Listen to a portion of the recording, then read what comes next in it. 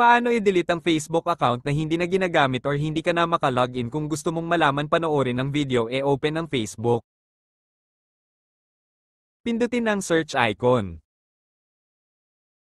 E-type mo dito sa search bar ang iyong Facebook profile name.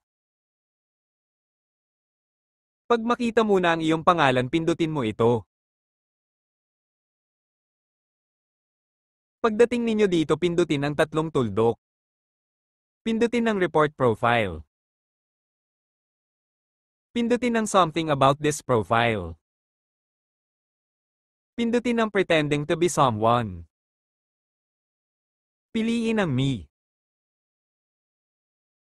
Pindutin ang submit. Pagkatapos mong pindutin ang submit, pindutin ang back arrow sa taas para maging mas effective at mapadali ang pagkawala sa iyong Facebook account. Dapat sabihan mo ang iyong mga friends sa Facebook na i-report din nila at ang pipiliin nila ay itong a friend.